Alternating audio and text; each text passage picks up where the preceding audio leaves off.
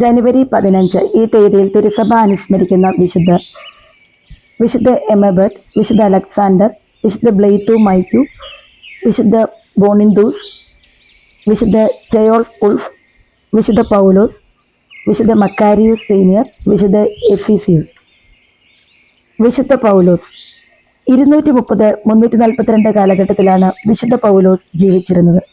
അദ്ദേഹത്തെ പ്രഥമ ക്രിസ്ത്യൻ സന്യാസി എന്നാണ് പറയുന്നത്. ക്രൈസ്തവ സന്യാസ ജീവിതത്തിന്റെ തുടക്കം ഈജിപ്തിലാണ്. ആദിമ ക്രൈസ്തവ സന്യാസികളിൽ പ്രമുഖനായിരുന്നു പൗലോസ്. അദ്ദേഹം ഈജിപ്തിൽ ജനിച്ചു. അദ്ദേഹത്തിന്റെ ചെറുപ്പത്തിൽ തന്നെ മാതാപിതാക്കന്മാർ മരണമടഞ്ഞു.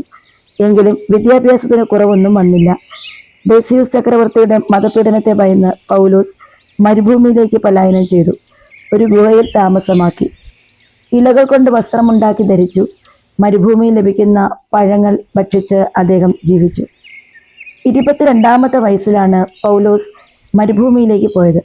മതപീഡനം സമാപിച്ചിട്ടും മരുഭൂമിയിലെ ഏകാന്ത ജീവിതം ഉപേക്ഷിക്കണമെന്ന് അദ്ദേഹത്തിന് ഒരിക്കലും തോന്നിയിട്ടില്ല. ദിവ്യ പ്രണിധാനത്തിൻ്റെ മാധുര്യം മരുഭൂമിയിൽ തന്നെ തുടരാൻ അദ്ദേഹത്തെ പ്രേരിപ്പിച്ചു. 21 വർഷം മരുഭൂമിയിൽ കഴിച്ചുകൂട്ടിയ പൗലോസിന് പ്രവാചകനായ ഏലിയാസിന് സംഭവിച്ചതുപോലെ ഒരു കാക്ക ദിനം പ്രതി ഓരോ അപ്പം കൊണ്ടുവന്ന് കൊടുക്കുവാൻ തുടങ്ങി. ഇങ്ങനെ 70 വർഷത്തോളം അദ്ദേഹം ജീവിതം തുടർന്നു.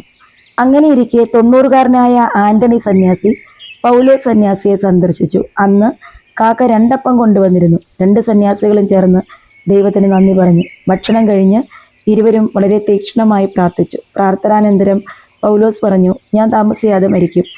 എൻ്റെ ശവസംസ്കാരത്തിനായി ദൈവം താങ്കളെ അയച്ചതാണ്. അത്തനേഷ്യസ്, താങ്കളെ ഏൽപ്പിച്ചിട്ടുള്ള വസ്ത്രത്തിൽ എന്നെ പൊതിയണം. ഈ വസ്ത്രത്തിൻ്റെ കാര്യം മനുഷ്യർ പറഞ്ഞ് പൗലോസ് മനസ്സിലാക്കിയതല്ല, ദൈവം തന്നെ വെളിപ്പെടുത്തി കൊടുത്തതാണ്. ആന്റണി വസ്ത്രമെടുക്കാൻ പോയപ്പോൾ പൗലോസ് മഹത്വത്തോടെ സ്വർഗത്തിലേക്ക് പോകുന്നത് അദ്ദേഹം ദർശിച്ചു. ആന്റണി തിരിച്ചു വന്നപ്പോൾ പൗലോസ് മുട്ടുകുത്തി നിൽക്കുന്ന നിലയിൽ മരിച്ചതായിട്ടാണ് കാണാൻ സാധിച്ചത്. ഒരു ചെറു പുഞ്ചിരിയോടുകൂടി പ്രാർത്ഥിക്കുകയാണെന്നേ തോന്നുകയുള്ളൂ. ഒരുമിച്ച് പ്രാർത്ഥന ചൊല്ലാൻ അദ്ദേഹം വിഫലമായൊരു ശ്രമം നടത്തി. എന്നാൽ മറുപടി ഉണ്ടായില്ല. 2 സിംഹങ്ങൾ വന്ന് ഒരു ശവക്കുഴി മാന്തിക്കൊടുത്തു എന്നാണ് പറയപ്പെടുന്നത്. പൗലോസ് സന്യാസി 112-ാമത്തെ വയസ്സിലാണ് മരിച്ചത്.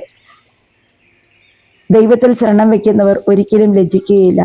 അവിടുത്തെ ആശ്രയിച്ചാൽ യാതൊന്നിനും ഭയപ്പെടേണ്ടി വരികയുമില്ല. വിശുദ്ധ പൗലോസെ, ലോകത്തുള്ള എല്ലാ മാതാപിതാക്കന്മാർക്ക് വേണ്ടിയും നിരന്തരം പിതാവായ ദൈവത്തോട് മധ്യസ്ഥം വഹിച്ച് പ്രാർത്ഥിക്കണമേ.